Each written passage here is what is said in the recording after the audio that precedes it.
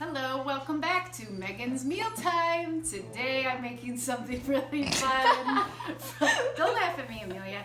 It's pigs in a blanket. Here's a picture of it.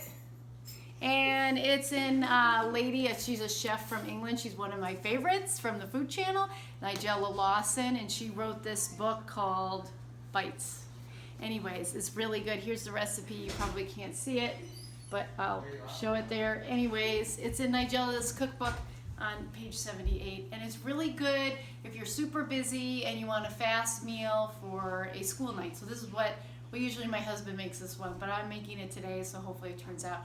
And I was lucky enough to have Amelia, my youngest one and most favorite today, help me with doing the video today. So come on this way, please. So to start this, we preheat the oven to 425 degrees.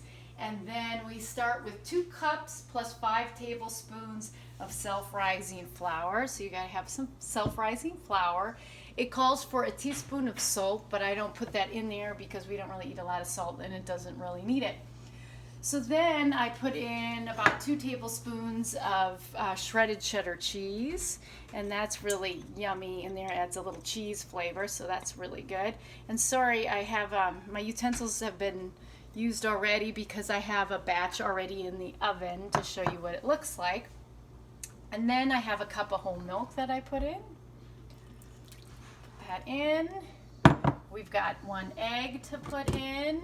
But it's a half egg, right? Well, I'm doing a half a recipe right now, but a whole recipe calls for 1 egg. And then we've got 3 tablespoons of oil. So we'll pour that in. And then we mix it up.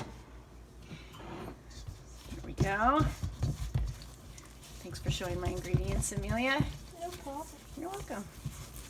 I mean, thank you.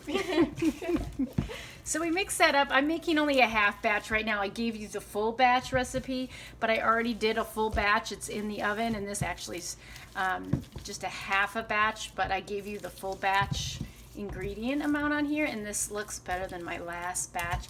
It's still a little liquidy, so I might just add a little bit more flour so it doesn't stick to everything. I had that problem with my last batch, so we'll do that. Give it a little bit more flour. Hopefully that helps. And maybe just a little bit more. If it looks a little bit shiny, it might be too liquidy, and then it will stick to everything. All right, so that's looking pretty good. Get my other thing to scoop off the dough. All right, so then, as you can see, here are my hot dogs. You can get any kind of hot dogs you want. I just grabbed the hot dogs that were available at Kroger this week because everything was sold out, so I just grabbed some basic hot dogs. Usually I like this Hebrew kind because it's lower in fat and a little bit better for the kids, but because of desperation, I just chose the 100% beef kind. Fine, it'll be good. The kids will probably like it because it's full fat, but you know, it's the way it goes. So, anyways, then I take some of this out and I scoop it out. Oh, I do want to put a little bit of, we already have it in here, a little bit of flour on my little pad here that I like to roll things out. And then I like to put a little flour on my rolling pin. Spread that on there. As you can see, like I said, I've already used it today because I have a batch in there that's cooking. And I put some on here. And hopefully it'll work a little better than my last batch did because I forgot about the 5 extra tablespoons. So we'll see how it works out. All right. And then we roll it out. Just do a little bit at a time.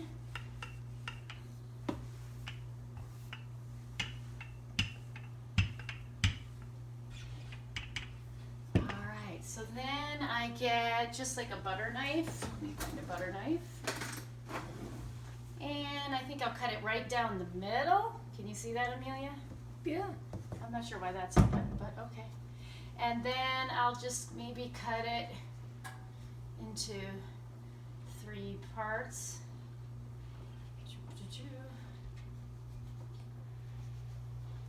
And then I'll get my little hot dogs and I'll just start rolling them so they look nice and pretty. Oh, that turned out much better than the last group that I made, but look at how pretty that is.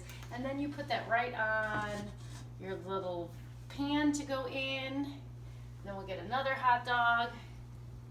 This one's a little strangely shaped, but it's okay. It all tastes good, and we'll put one on here. Just right on there. And then we'll grab another one.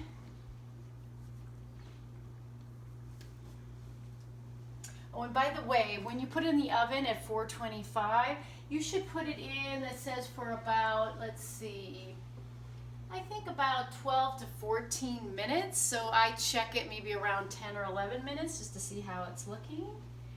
And then when it looks nice and brown and ready to go, then I take it out.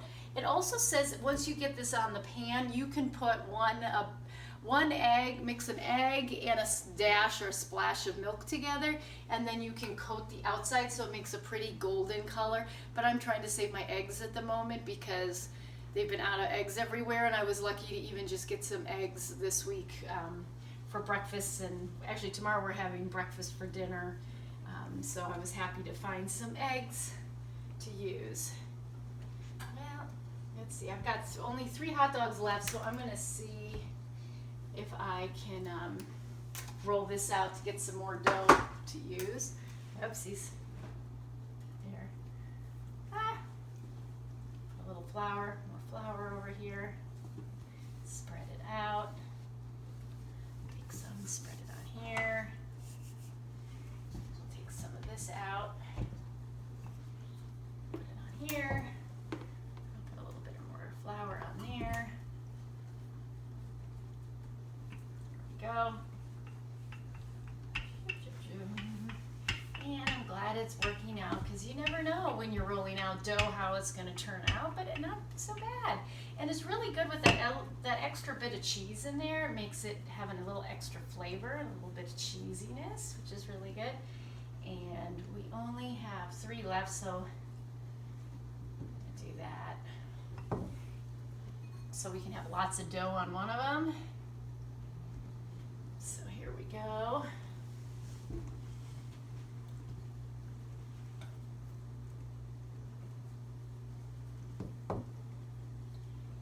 Here goes another one ready to go. And last but not least, this pretty one. So this batch actually is looking better than my last batch that's in the oven, but look how pretty. Don't they look nice? So I'm gonna wait. My timer's gonna go off in about 2 minutes, and my hands are dirty, but I'll clean this up in a little bit. Let's peek inside and see how it's looking. Hey, it's not bad considering I kind of messed up the first time around. They're cooking away. They should be ready in a couple minutes. When they're nice and toasty brown, they have a nice brown color to them. They're ready to come out, and then you can serve them, and hopefully your kids will be really happy. So thank you very much for joining me on making these tonight. I hope you and your kids love pigs in a blanket, and I will see you next time. Thank you.